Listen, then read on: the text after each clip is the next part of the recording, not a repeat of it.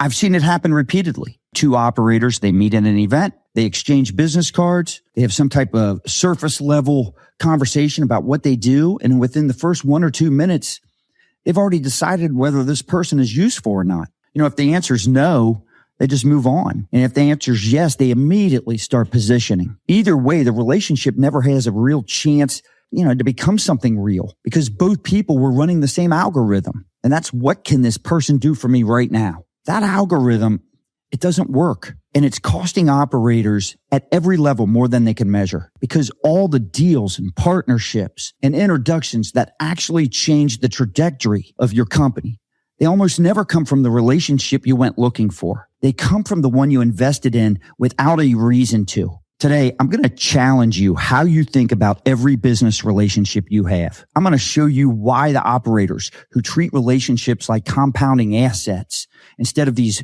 one-time transactions always end up in a fundamentally different position than everyone else. And I'm going to give you a way to evaluate whether you've been running your relationship strategy in a mode that's quietly limiting what's possible for your business. By the end of this conversation, you're going to rethink at least one relationship that you've been neglecting, and you're going to understand exactly why it matters more than you think.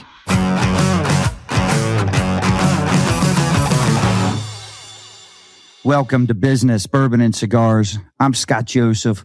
I've spent over 3 decades building and acquiring companies and learning, mostly the hard way, that the most valuable asset in any business isn't your product. It's not your team. It's not your strategy. It's the quality of the relationship sitting underneath all of it. I built, Me Plus Ultra because I've watched what happens when the right people end up in the same room with the right intentions. Not networking intentions or sales intentions, real ones. The kind where people invest in each other without keeping score. And the compounding effect of that investment creates opportunities nobody saw coming. I've seen it produce 9-figure exits, multi-million-dollar tax saves, acquisitions that bypass years of grinding, and partnerships that transform companies overnight. None of those outcomes started with someone, trying to close a deal. Every single one started with a conversation that looked on the surface like it had no obvious payoff. Here's where we're going. I'm going to tell you about 2 very different relationship stories. One started with a $3 cup of coffee and ended in a 9-figure exit. And another that started with a sponsorship and ended with a client saving $9 million in taxes. Both of them are going to illustrate the same principle, but they're going to come from completely different angles. Then I want to walk you through something that I've been thinking about for a while. The 3 modes that operators run their relationships in, and why most people are stuck in the one that really just produces the least. We'll close with a practical diagnostic that you can apply to your own network this week. I have a friend who collected vintage Porsches. Already had money, already had success, but he was ready for the second chapter, that second mountain. And he called me one day and asked, if I had time for coffee. At that point, I owned multiple dealerships and had spent years in automotive retail, and he wanted to pick my brain about buying a Porsche store. We met at Starbucks for just a cup of coffee. That's it. He told me the situation, where he had an opportunity to buy. It was a low volume at the time Porsche dealership, should have been a high volume store. It's a classic opportunity that most car dealers look for, and that's an underperforming store because they can turn it around quick. And he asked me what he needed to know going in. And I gave him everything I could in terms of what I really liked about the industry and what he needs to look out for. And the one piece of advice I felt the strongest about, the single most important hire that he could make, was the right general manager. Get that person right, and the rest of the business becomes dramatically easier. He listened, and when it was time to act, he hired an exceptional GM who's still overseeing those stores today. He also hired a very competent director of finance. Within 10 years, that one store went from selling 90 Porsches a year to over 900. He expanded into Lamborghini, BMW, Rolls, Bentley. He created his own brand in the ultra-luxury automotive space, built it to 19 stores, exited 9 figures. Now, here's what I want you to notice about that story. He didn't come to that coffee shop looking for a deal. I didn't go to that coffee shop looking for a return. There was no transaction on the table for either of us. It was two people who knew each other well enough that it could have an honest conversation, and one of them needed something the other had experience with. That's a two-person mastermind. And it started with a relationship that had been invested a long time before there was any obvious reason to invest in it. If you break that Starbucks, conversation down, it had every element of a structured mastermind session. He gave me background. He told me what he wanted to achieve. I started asking clarifying questions. Though at that time, I just thought of it as a normal conversation. I look back and see that. And then I started offering opinions and ideas and solutions based on the clarity we were getting together. Neither of us scheduled it thinking this would lead to a 9-figure outcome. We scheduled it because that's what you do when someone you respect asks for your time. Because the moment that you start filtering who gets your time based on what they can give you back, you close the door on exactly the kind of conversation that changes trajectories. Now, let me give you a completely different version. Same principle. Because it's important to see how this works at scale, not just a one-on-one. We have a member of ours with Me Plus Ultra. His name's Claudio Gamden, runs a wealth management firm. I met Claudio through another friend, Scott Simon. Scott was helping me after I reached out to him to get his opinion on some wealth management, and that's when he referred me to Claudio. The relationship started pretty simple. He went over what he could do for me, and I make pretty quick decisions. We move forward. I loved his creativity and what he was able to do for me in terms of tax savings and wealth management. Basically taking all these moving parts and making sure I was optimizing all of it. Cheap plug, he's with GFG Solutions. But over time, he became, both a sponsor and a founding member of Me Plus Ultra. He wasn't there to just sell. He participated in sessions. He shared his own challenges. He brought his full ecosystem to the table. Claudio's network includes high-level executives, investors, deal makers across multiple industries. That ecosystem didn't benefit just Claudio. It benefited everyone around him who was willing to engage without an agenda. I think back at one of our retreats, and Claudio was having a side conversation with John Garcia. He's a founder of Silico Capital. And John had come to the retreat, after I had mentioned it during a phone call, and he was genuinely curious. He wasn't pitching anything. And during the event, Claudio and John, they're sitting together during lunch, and Claudio mentions that he has a client who had just sold a real estate asset and was staring down a $9 million capital gains tax bill. John's listening for a moment. He asked a few clarifying questions and mentioned a building that was owned by one of their companies, in the Silico portfolio. Claudio's client ended up purchasing that building through a 1031 exchange. The entire $9 million tax liability disappeared. Claudio comes up to me afterwards, genuinely stunned, and said, wow, we just saved a client $9 million. That did not happen because someone networked effectively. It happened because a chain of relationships, each one built without some specific transactional goal, created proximity between people whose expertise overlapped in a way nobody could have predicted. Scott Simon introduced me to Claudio. I introduced Claudio to our events, and our events had connected Claudio with John. And John's ecosystem contained the exact asset that solved a problem worth $9 million. You cannot engineer that. You can only create the conditions where it becomes possible. And the condition's this: people investing in relationships without demanding a return on every single conversation. I want to put a finer point on this because the math is important. In a traditional networking approach, every relationship is a single line between two people. You meet someone, they help you or they don't. And the value of that connection is limited to what the two of you can do together. It's linear. In a compounding model, Every relationship connects to every other relationship. Claudio's connection to John didn't just help Claudio's client. It strengthened John's position in the group. It validated the kind of ecosystem that we were building. It gave me a story I could tell that attracted the next wave of people who wanted to be part of something real. And each of those new people, brought their own ecosystems, which created new overlaps nobody predicted. That's not addition. That's multiplication. And it only works when the relationships feeding the system were built without a transactional filter. So let me give you the framework that I use, to think about this, because I've watched enough operators navigate relationships to see a very clear pattern in how they approach them. There are basically three modes. And the most people are, that I see are stuck in the first one, and they don't even realize it. And that first mode is extractive. This is the operator who enters every relationship already scanning for what they can get. Every introduction gets evaluated through a single lens. Is this person useful to me right now?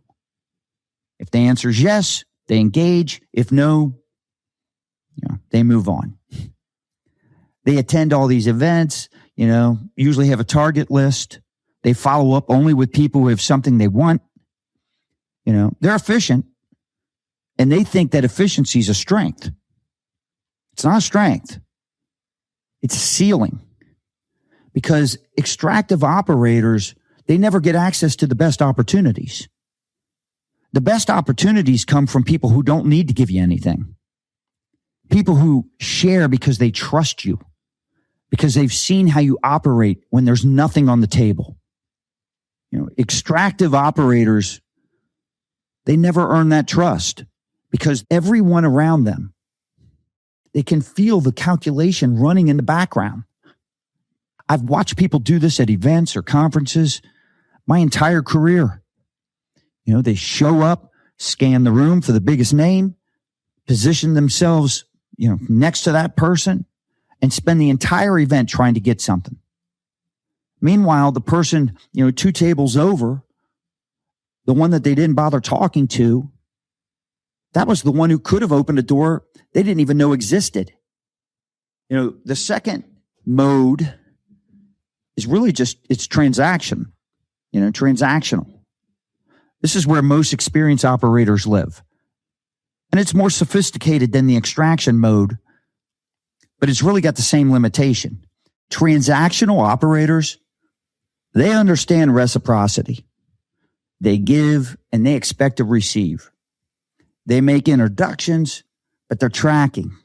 They sponsor events, but they're measuring ROI on every dollar. They maintain relationships, but the maintenance is correlated to perceived value. Hey, transactional operators, they build decent networks. They close deals and they get invited to good rooms. The problem is that their relationships kind of have a shelf life. When the transaction potentially runs out, so does the relationship. And that means they're constantly rebuilding, constantly re-earning access, constantly starting over with new people because the old ones stopped being useful. I know this mode really well because I ran it for years. Every handshake had a mental, ROI calculation behind it. I was polite about it. I think most people are, but the calculation was always there. And the result was a network that looked impressive on paper, but didn't really produce anything close to what became possible once I stopped operating that way. Which brings us really to our third mode, which is compounding. This is where the operators I respect the most live. And it looks inefficient from the outside. Compounding operators, they invest in people without a timeline for return. They show up to help before being asked. They make introductions because the connection makes sense, not because they'll get credit. They stay engaged with people who can't do anything for them today, because they've learned that the people who couldn't help them today usually are the ones who change everything 3 years from now. The relationship that changes your business won't look like an opportunity when it starts. It's going to look like a conversation that has no obvious payoff. Have you ever felt stuck trying to solve your toughest business challenges? Maybe you're juggling too many priorities, you're struggling to scale, or you're trying to grow without clarity. It's frustrating to work hard and to feel like nothing is moving the needle. The Business, Bourbon, and Cigars Workbook gives you access to the same tools, frameworks, and processes that Me Plus Ultra members use at our retreats to tackle real business challenges. You're going to learn how to use SMAC, mastermind-style collaboration techniques, and structured problem-solving methods to identify critical obstacles, create actionable plans, and drive smarter growth. Even if you're not attending the retreat, this workbook lets you experience the same high-level thinking and frameworks that top entrepreneurs use to accelerate results. Download your free copy today at meplusultra.com/workbook and start applying the exact strategies that help businesses scale smarter, solve complex challenges, and make faster, more informed decisions. I think back, my friend with the Highline stores, he didn't represent an opportunity when he called me for coffee. Claudio didn't represent a $9 million tax save when he showed up at our Business, Bourbon, and Cigars event. John Garcia didn't represent a deal pipeline when he asked to attend a retreat. In every case, the relationship was invested in before the return materialized. And in every case, the return was, orders of magnitude larger than anything a transactional approach could have produced. So here's the diagnostic. Look at the last 10 business relationships where you invested meaningful time in over, let's just say, the past 6 months. How many of those were with people who could help you right now? And how many were with people where the payoff wasn't obvious?